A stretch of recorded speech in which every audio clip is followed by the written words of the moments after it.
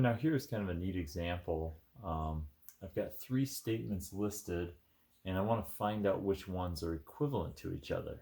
Now, it could be the case that I want to use De Morgan's law. Maybe I want to use truth tables. I could even just try to convert them to symbolic form and try to figure out whether they're inverses and converses or conditionals and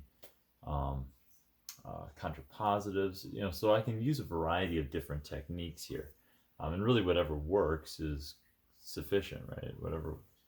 Whatever I can use, as long as it's valid, then would be good. And there's multiple different ways we could approach this. I'm going to try to avoid the truth table idea. Although truth tables are valid, we could use them. I'm going to try to just use De Morgan's law and the negation of a conditional, some of these properties that we've seen now, to try to make this work. So first thing I really need to do is translate these into symbolic form. And so what I'm going to do is I'm going to represent each simple statement with a letter, right? PQR. There's three of them in here. The bus is late. I get a ride. I am not on time. Now, I don't like the not in there, so I'm going to change that and make it I am on time and then negate it. Okay, so my simple statements, and maybe I'll put these in red here. My simple statements are going to be P, which is the bus is late. Could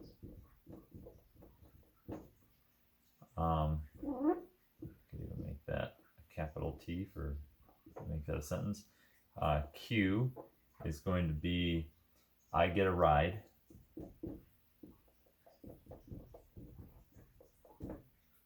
And R is going to be I am on time.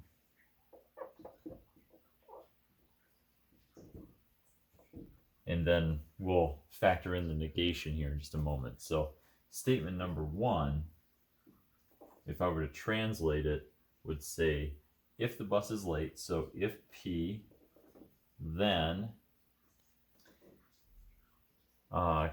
it's a disjunction, so I need parentheses with an or in there. And then I have Q and not R, right? I get a ride, or I am not on time. So that's Q and not R, or not R. Right?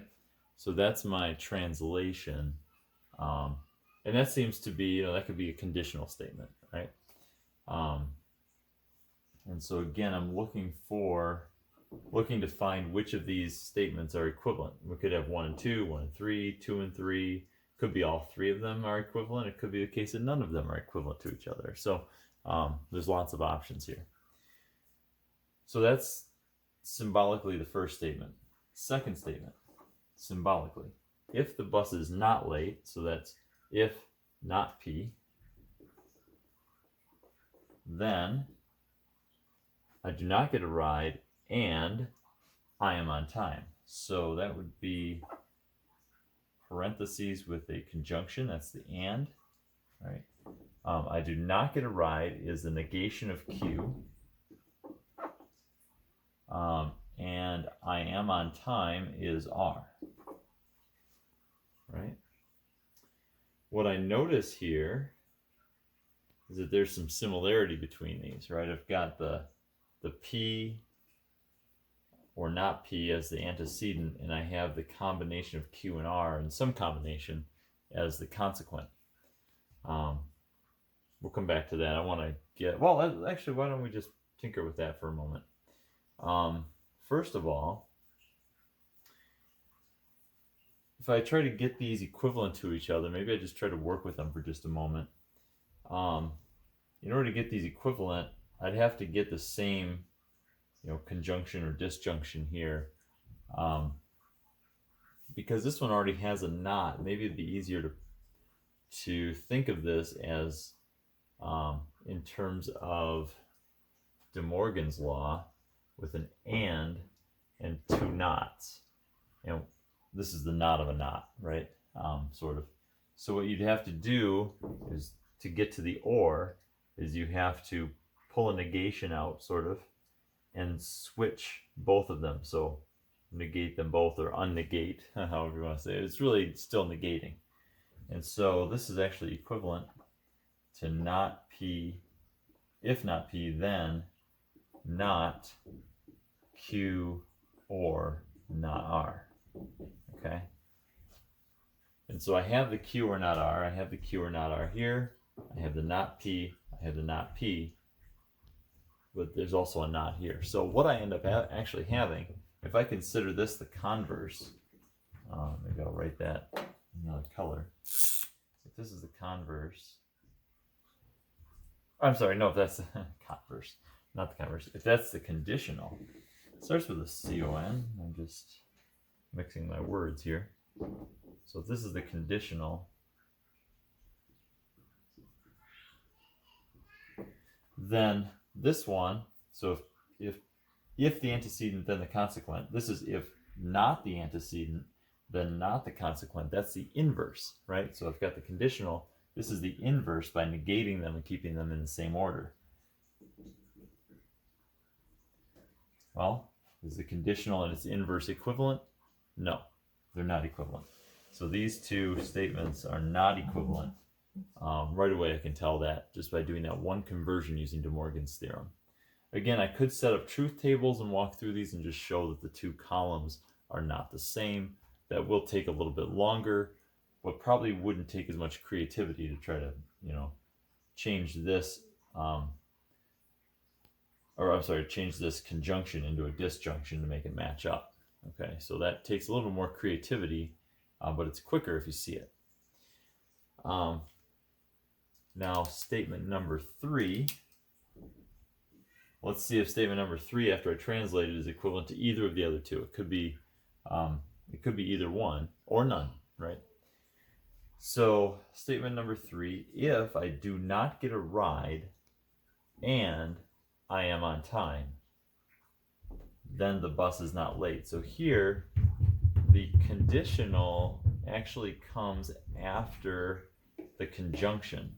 So I want a conjunction, which is an and, as the antecedent, and then the consequent will be the bus is not late, so it's another negation. That one I can pop in there right away. So the bus is late is P, the bus is not late would be not P. Right, that's my consequent. The antecedent then is this conjunction that says I do not get a ride. So I get a ride is Q, do not get a ride is not Q. And I am on time. That would be R. So not Q and R. If not Q, then R. Sorry. I think I'm saying that wrong. If not Q and R, then not P. All right. So let's again take a look at that. And it might be nice, kind of like we did in the last example, to change this and to an or so that we can kind of compare it up to the original. So to do that, I see an and over here, and I can turn it into an or by negating both simple statements and having a negation on the outside instead. Right? So this is equivalent to not Q or not R, right? The negation of Q or not R. So that's De Morgan's law applied to the antecedent.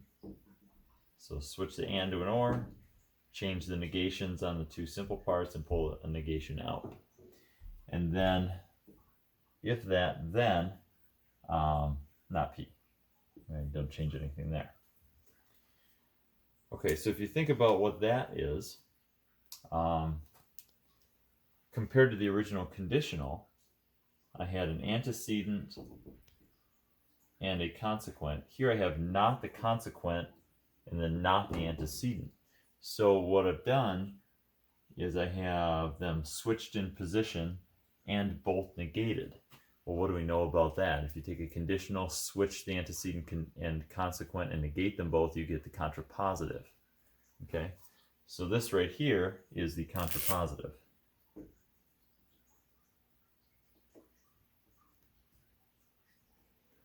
All right, well, we do know that the contrapositive and the conditional are equivalent, but the contrapositive and the inverse are not necessarily. And so what we can say then, as an answer to this, or a solution, is that statement 1 is equivalent to statement 3. Now I'm being a little bit short in my notation there, right? I probably should actually write this out and this out and show them equivalent, but that's good enough. So for right now, so 1 and 3 are equivalent. In fact, I think what you might find is you would say something like 1 and 3 are equivalent or something. These are going to show up on my math lab, so how you enter them, it may be a Dropbox with some options. You'll have some statements like this. It'll say which ones are equivalent, and I think, if I'm not mistaken, there'll be a Dropbox that says 1 and 2, 1 and 3, 2 and 3, all of the above, none of the above, or something like that. So it gives you all the options, and you just select the one that works. But in this case, I've got statement 1 and 3 are definitely equivalent because they are a converse and a contrapositive.